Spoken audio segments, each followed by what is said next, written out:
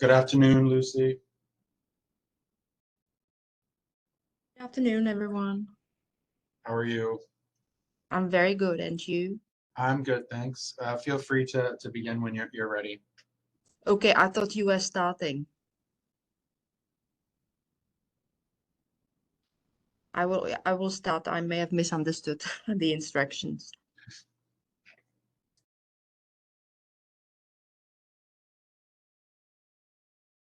Good afternoon, everyone. Thanks for joining us today. My name is Dr. Lucie Fremlova, and I'm the Assistant Commissioner for Policy and Innovation at the Office of the Privacy Commissioner.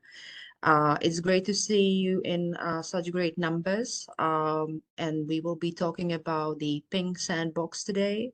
It's the last week of the process of the expression of interest being open, and what I would like to do is say a bit more about the PINK Sandbox and also about some of the underlying processes in terms of how you can apply and what exactly happens and when.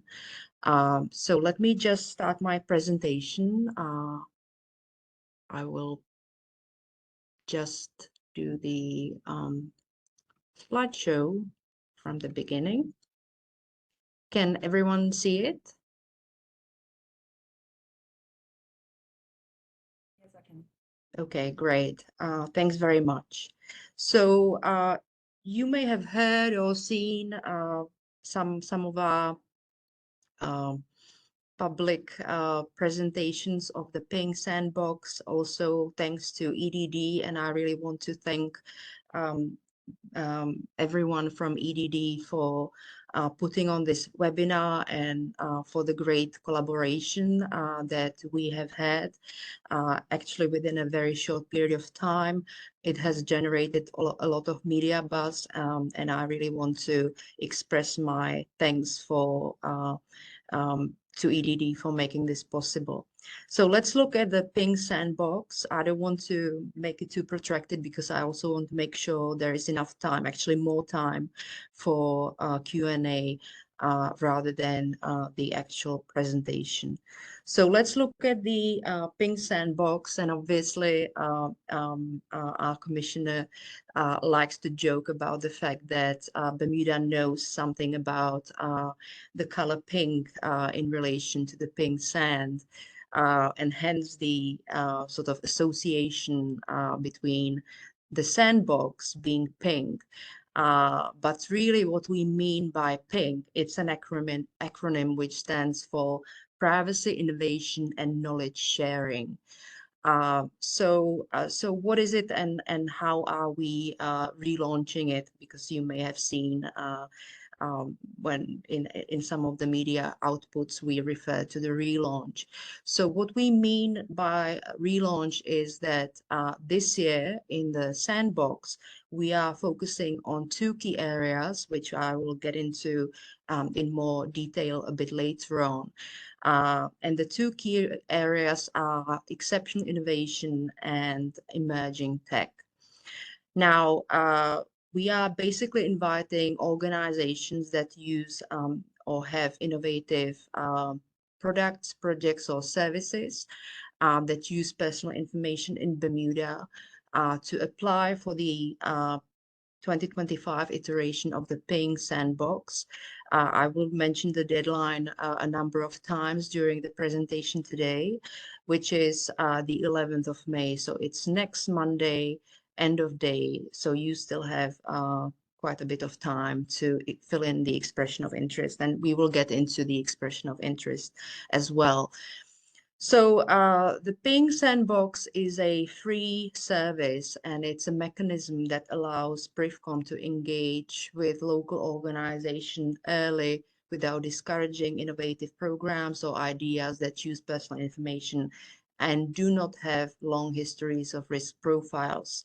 What we mean by that is that within Bermuda there is a lot of innovation. I recently attended the ISACA AGM, and it was great to see, you know, how much AI or how much innovation is actually taking off in Bermuda.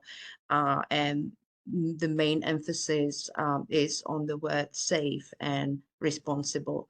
And I'm going to get into it a bit later as well.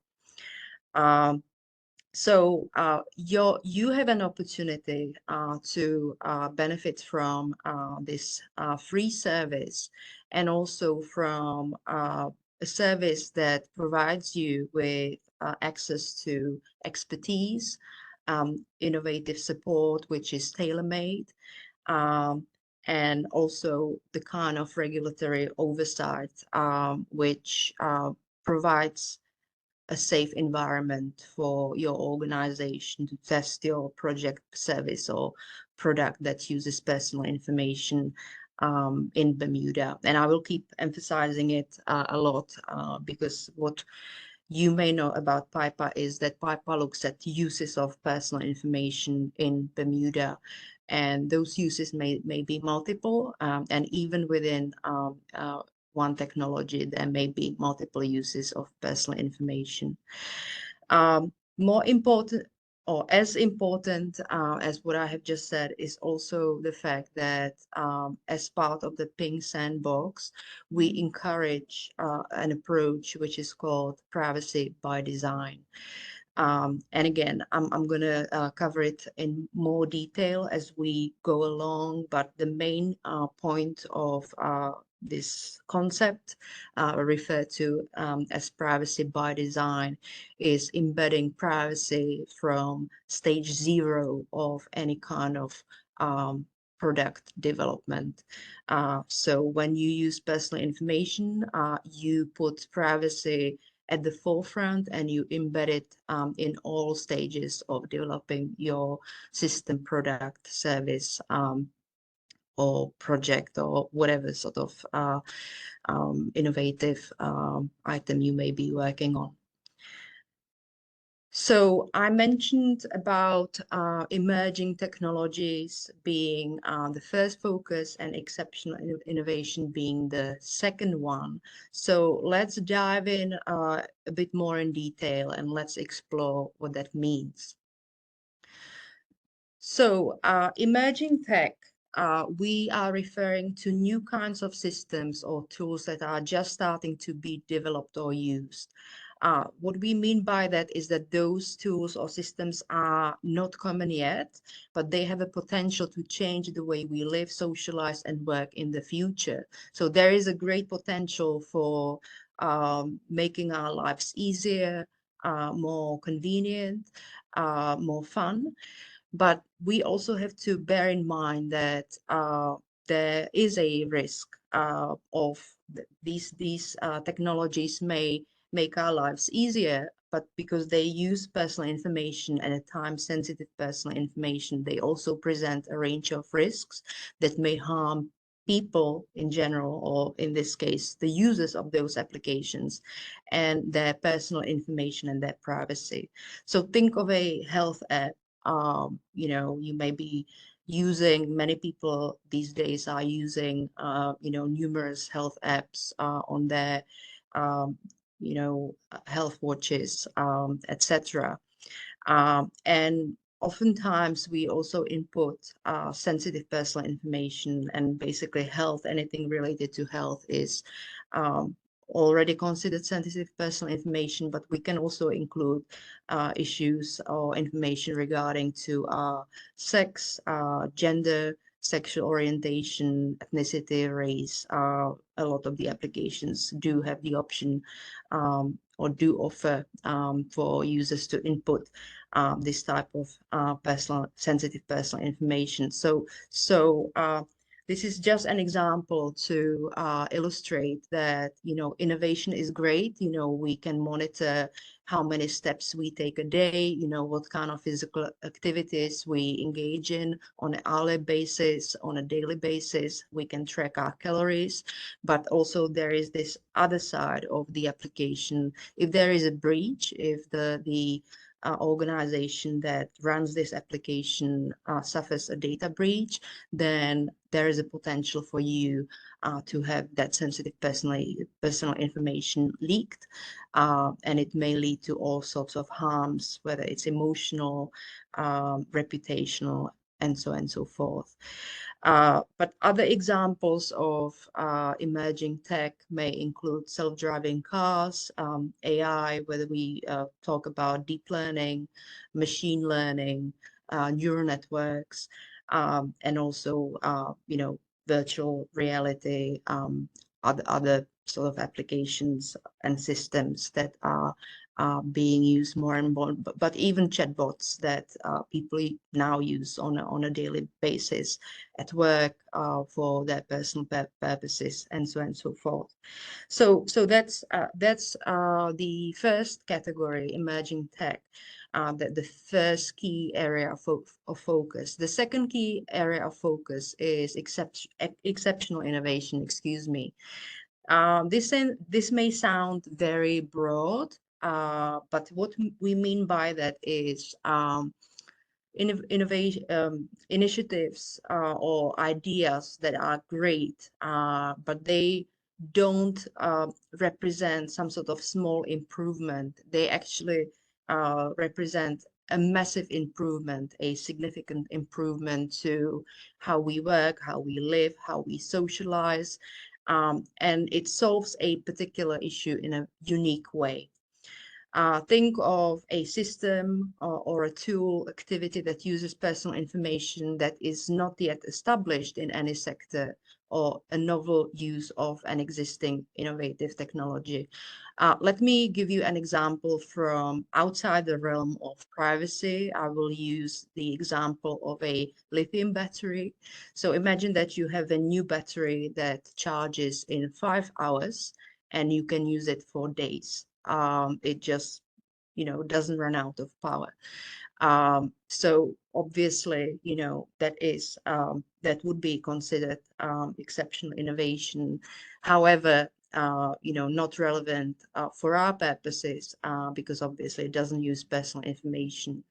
But an example, a recent example of exceptional innovation, maybe for instance something like dynamic CVV. So CVV are those numbers at the back of your debit or credit cards. Financial institutions have now started introducing dynamic CVVs, which means that that number keeps changing on a regular basis. And what it means is that if somebody wants to misuse your card, and that very important 3 or 4 digit number at the back, it's actually much harder to guess because the number keeps changing on a regular basis. So that's an example, but obviously, these examples are not to suggest that this is exactly the kind of initiatives we're looking for. We're looking for any initiatives that fall within exceptional innovation and emerging tech. And my gut feeling is that there are many in Bermuda, hence sort of interest in encouraging organizations to apply for the PINK Sandbox. And again, I will repeat, the deadline is the 11th of May, 2025, next Monday. Are there any questions so far? Maybe anything you would like to maybe add or gain clarity on? If not, just make a note, make a mental note, or write it down, and we can tackle those points as we go along, or when I finish. So let's look at some of the benefits of participating in the PINK Sandbox. You might feel, oh, what is the point of cooperating with a regulator? Why would we do that? Well, I think there are several benefits to organizations. First, as I said, it's a formal mechanism to engage with us, and it's a mechanism which is free of charge. So, it comes at no cost to you. So point number one. Point number two, we would be advising you on mitigating risk of harm to individuals and embedding privacy by design and default. So We know that you are the experts in your area. You know, if you are creating products, innovative products, projects, services, you know so much already about what you're doing, and obviously this is something to be highly appreciated and respected. At the same time, it may be that you need some help with the privacy aspect of your product. Maybe there are some considerations that you haven't taken into account. And that's where our expert advice comes in, our expertise, our oversight. Remember, it's a safe environment for you to experiment in, to test your product. The amount of time, and again, I will get to it a bit later, will range anywhere between 3 to 6 months after you enter the PINK Sandbox. So, you know, there is time, and within that time frame, you will be receiving tailor-made support. And also, it's not like you have to come to us with a product which is already on the market. You can come to us, you know, whether you are a pre-market innovator at the stage of testing or refining your product, project, or service that uses personal information in new, innovative, and significantly adapted ways. So that's something that we would be looking at as part of assessing the expression of interest. And I will get to it as we go along. So maybe at this point in time, I have said quite a bit about the two areas of focus, but I've also referenced the concept of privacy by design, and that's something that you may have heard of, but I really want to give you a bit more context. So privacy by design is a concept that the former Canadian Commissioner and Kavoukian coined some years ago. And it comes with 7 foundational principles, and I will just revert to my notes because it's a lot of information. So the 7 foundational principles of this concept, privacy by design. The first one is that the approach to anything that you do in the area of privacy. So in our case, you know, organizations developing their project services or products should be proactive and not reactive. And it should be preventative, not remedial. So that's point number 1. Point number 2 is that privacy should be the default. Point number 3, privacy should be embedded into the design of your product from stage 0. So when you start planning, privacy should be the alpha and omega of what you are planning to do. However, it doesn't mean that it kind of lessens the quality of your product. On the other hand, that's the foundational principle number 4, is that when you do that, you still can achieve full functionality. So you have positive sum rather than zero sum. So it's still a win-win scenario for the organization developing that product as well as the users. Foundational principle number 5 is the end-to-end security principle. So personal information should be secure when it's being sent and also when it's being received. So between the organization and the user or individual, it should be safe in both ways. Foundational principle number 6 are visibility and transparency. Those are also, transparency in particular is one of the fair privacy principles, you will know. And foundational principle number 7 of the privacy by design concept is respect for user privacy. So users should have as much privacy as they need when engaging with an innovative product, project, or service, and their privacy should not be jeopardized at any point in time for any reason whatsoever. So privacy by design is a massive thing, and it's a win-win scenario for both organizations and users. Any comments, questions that people would like to ask at this point in time? So I have talked about the benefits of engaging, why participate. So I will just reiterate that the PINK Sandbox is a safe environment. You get access to expertise. You get access to innovative, tailor-made support, which is free of charge. You also gain an enhanced understanding of the relevant privacy frameworks, in this case, PIPA. And you also gain more information regarding risk mitigation and also consumer protection and trust. So it's a very sort of holistic approach to what you have been working on,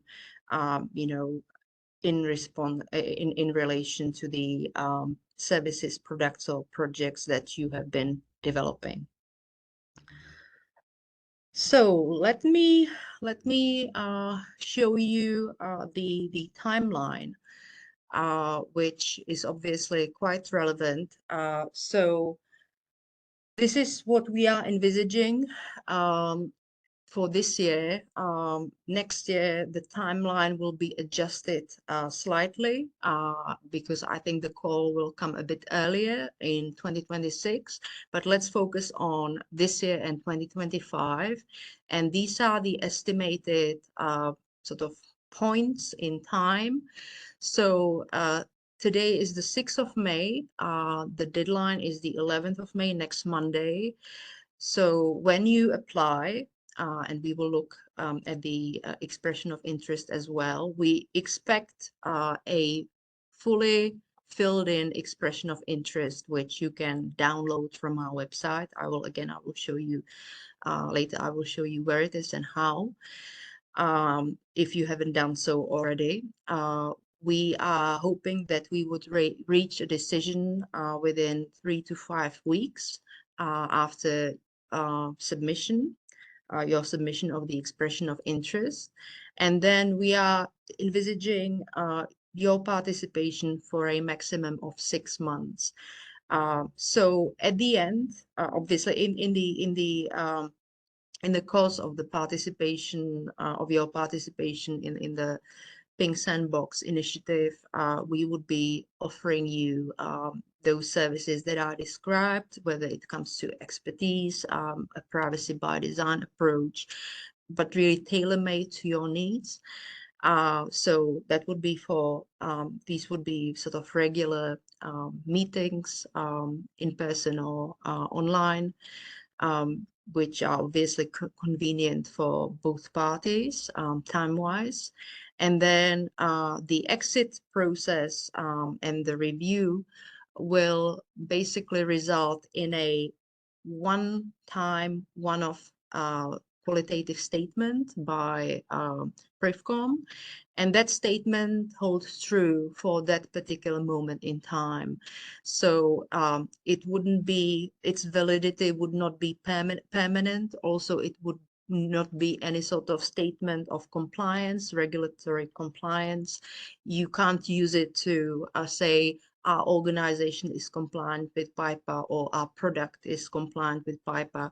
It's just a one-time statement which will sort of state the main facts, and if there are any recommendations, any sort of, it would be kind of methodological as well in a sense. So it will serve both parties, yourselves and also Privcom, because the relationship will be a formal one. So when you receive the decision and it's a positive one, then we would actually sign a contract. So it would be it would be a sort of transparent, publicly transparent arrangement between our institution and yourselves.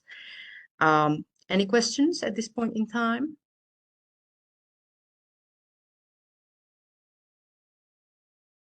So that's the main presentation of the PINK Sandbox. I'm gonna stop sharing this screen, but I will start sharing another one, which shows the actual expression of interest.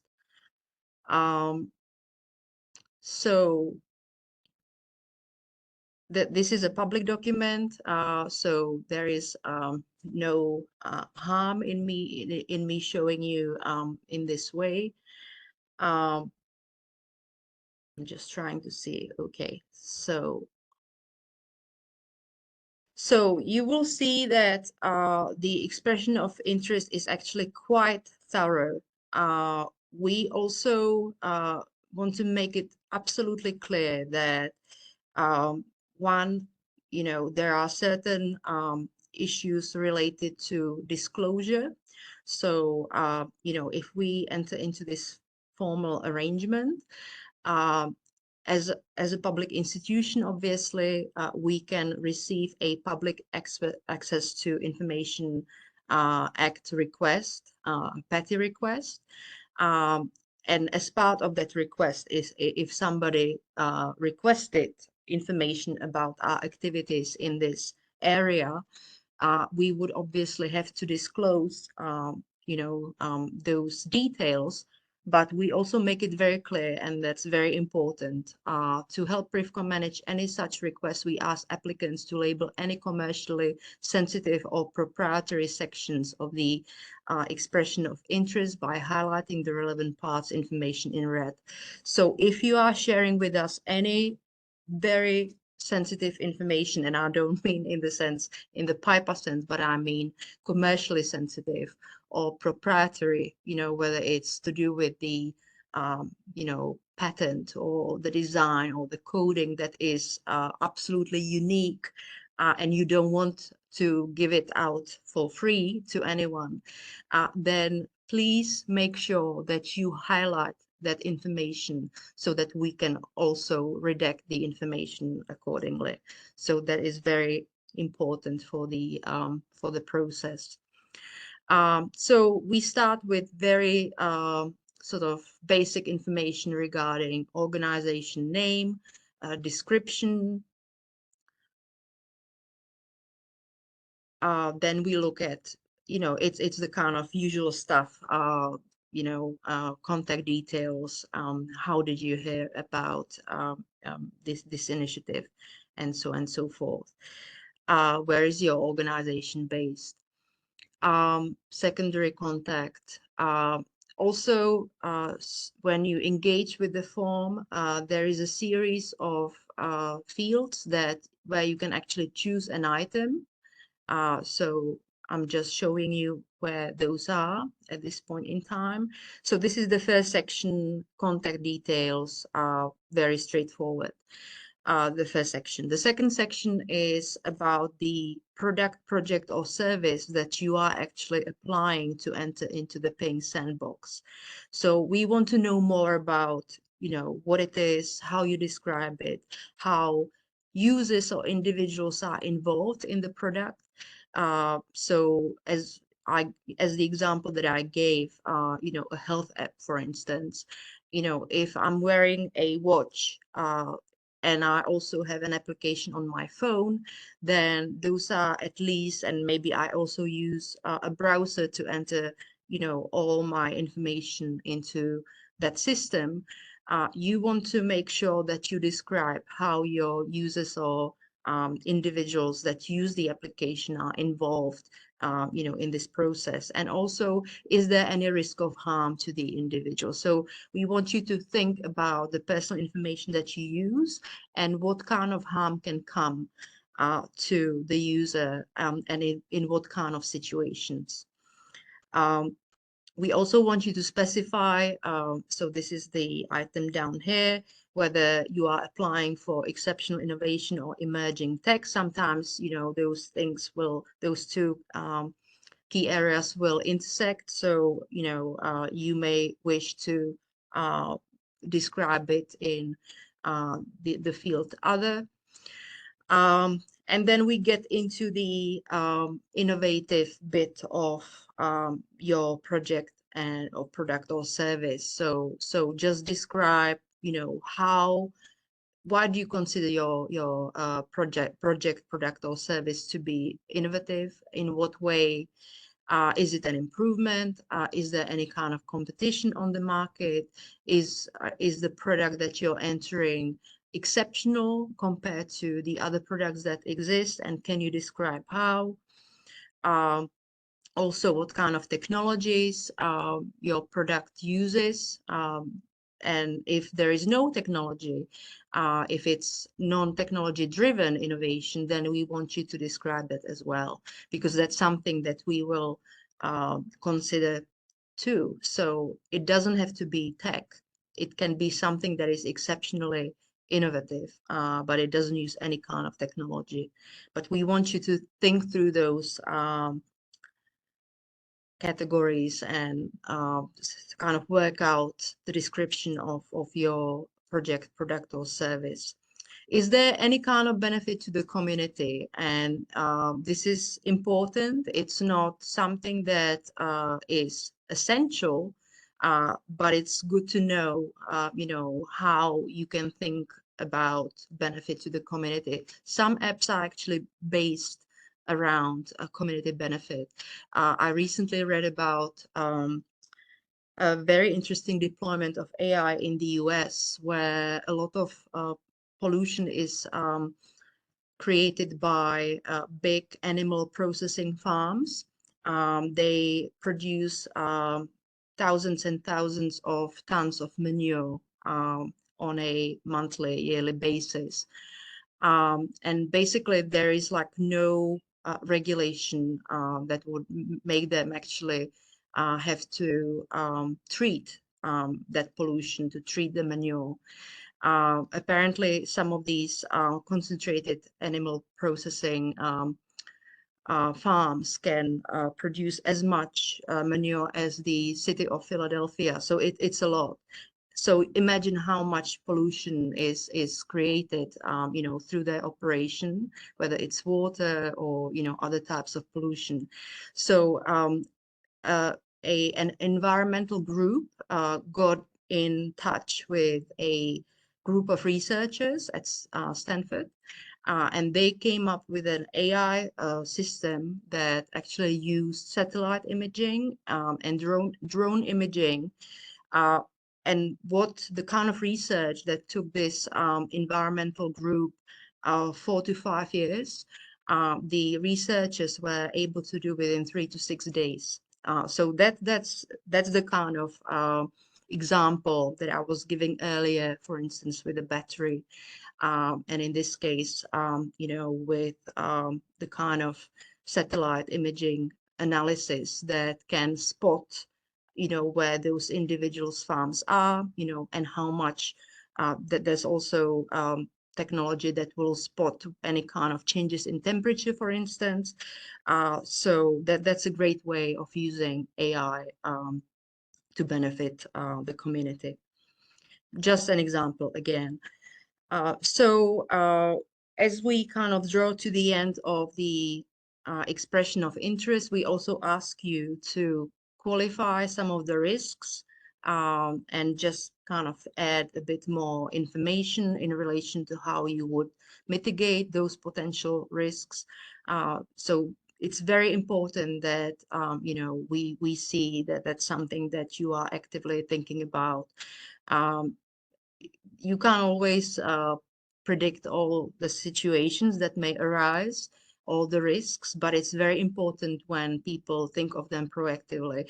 I had to laugh before this webinar because, I was ready about 45 minutes before, and then probably 5 minutes before I was supposed to log in, all of a sudden my laptop started playing up it showed that I can't use the camera, that another system or another application is using it. So I thought, there we go. I planned very carefully. I took, all the necessary steps to be on time, prepared, and there is something that actually prevents me from being online on time.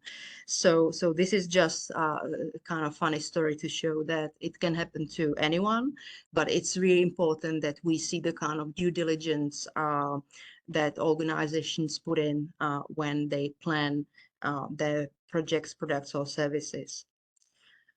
And we have already gone through the timeline, so I don't have to show that again, but I want to show you. I'm going to close this screen for now. I'm going to stop sharing, and I will open another one, which is our website, and I will show you where to go exactly.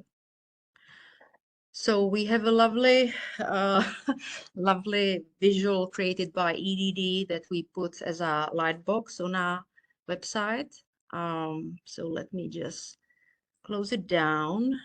I have to make it somewhat smaller so that everyone can see. So here on the menu tab, you will see services. So you will go up. You will click on the PINK Sandbox, and this is where all the information lives, where all the information that you need to know. So what I have said today, you will actually find here as well. And as you read through it, as you scroll down, you will also find this important bit. So when you click on it, the document that I was sharing with you a few seconds ago will download, and that's where you access it. So I think that's probably the end of my presentation. And I would like to know if there are any questions, comments, inquiries. It's open for you now. The floor is yours. Hi, everyone. I just wanted to say that if you do have a question, feel free to write it in the chat or request to be unmuted if you can't unmute yourself, and then we can ask directly to Lucie.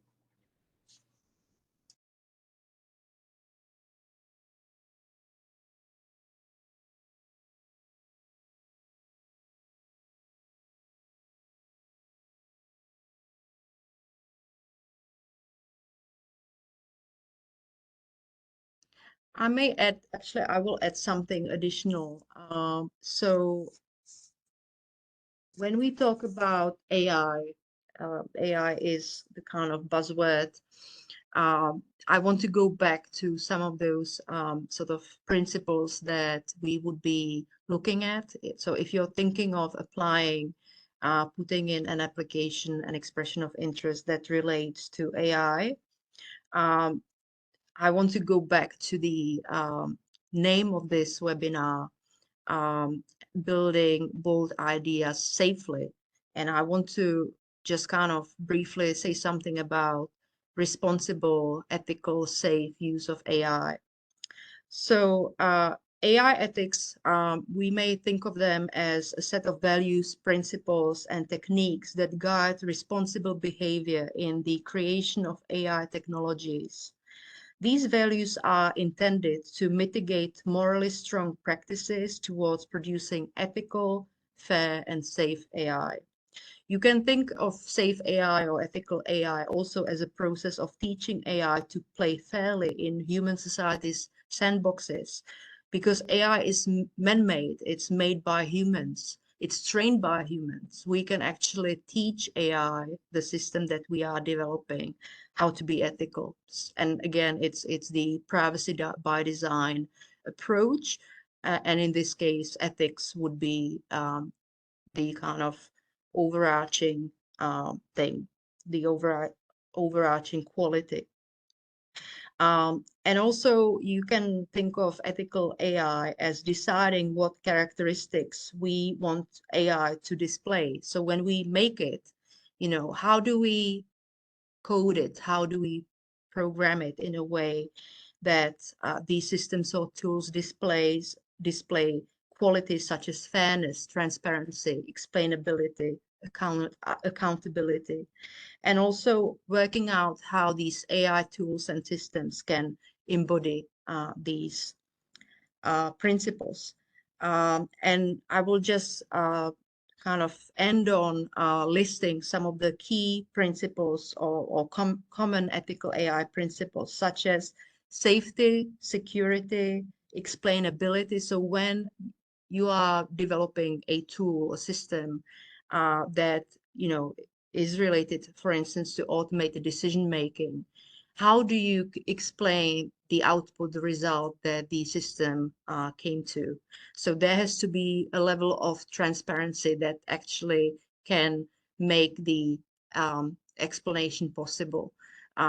Humans can oftentimes, most times, they can explain the conclusions that they came to. So that's exactly what we would be expecting of, you know, somebody that is training and developing an AI system, and then the users, when they use it, you know, for instance, for recruitment or for predictive policing, you can actually explain the outcome, the decision. So, Lucie, we do actually have a question. Okay. Can you see the chat inbox, or do you want me to read it out for you? I can see it. Just a second. Hello. Hello, I have a question to better understand the PINK Sandbox. Would you say the sandbox operates as a purely regulatory sandbox or operational sandbox, or a hybrid of both? I'm happy to know how these aspects feature for the participating organization. Thanks.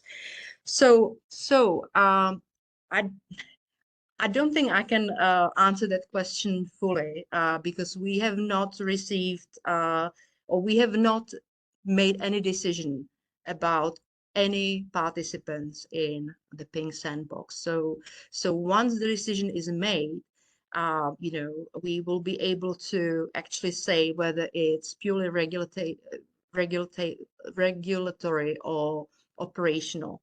Okay, but it is thought of, in my opinion, it is thought of as a hybrid one. So there is a great degree of flexibility within the PINK Sandbox. It will really depend on the projects that enter, also the projects that we get to assess. So that's probably the answer. We will be able to tell you more in 2026. And when I talked about the relaunch of the PINK Sandbox, because the PINK Sandbox has been around since the conception of PRIFCOM, and this was actually the original idea that we would be supporting organizations who have innovative projects, you know, whether it's exceptional innovation or emerging tech.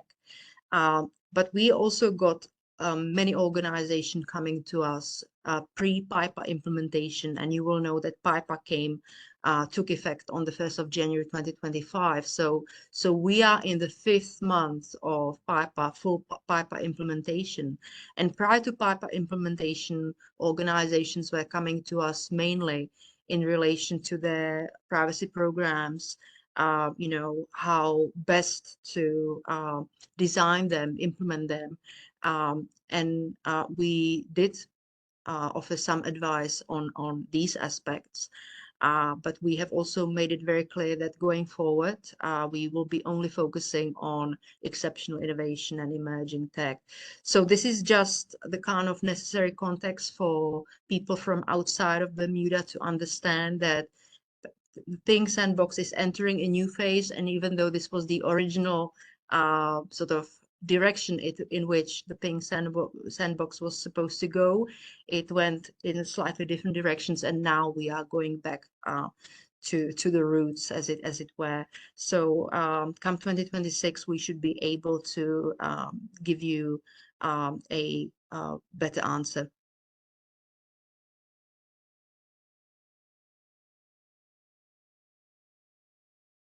Any questions from anyone who would like to, who is considering applying, putting in the expression of interest? Is there anything that needs more clarification, explanation. Perhaps you're curious about some aspects.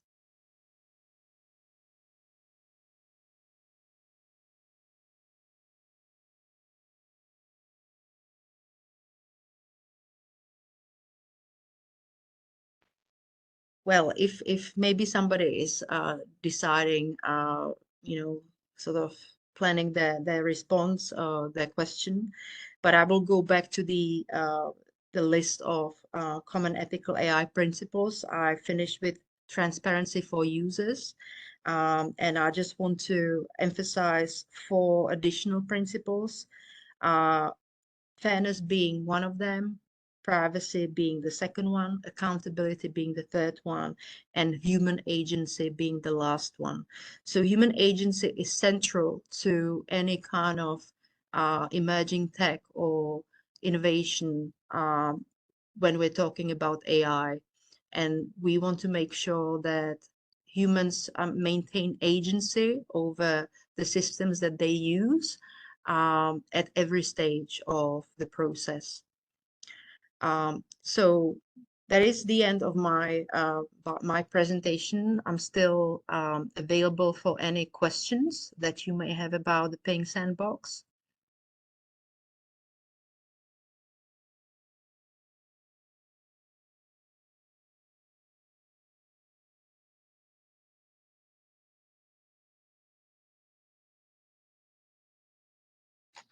So I don't see any more questions coming in right now. Okay, no problem. I believe your email is attached to the flyer and is on the website if someone has any questions after the webinar, if they want to reach out to you. Indeed. So if you would like to reach out to me, please email innovation@privacy.bm. I will repeat, innovation@privacy.bm. And I would be happy to answer any questions that you may have. Also, you can contact me by phone. So just go to www.privacy.bm, and you will find the phone number as well. So like I said, very happy to answer any additional questions that may come later. For now, I would really like to thank EDD again for the opportunity to present the PINK Sandbox on this webinar. Really appreciate the cooperation and the visibility. And thanks everyone who has joined us today, and hopefully you found the information helpful.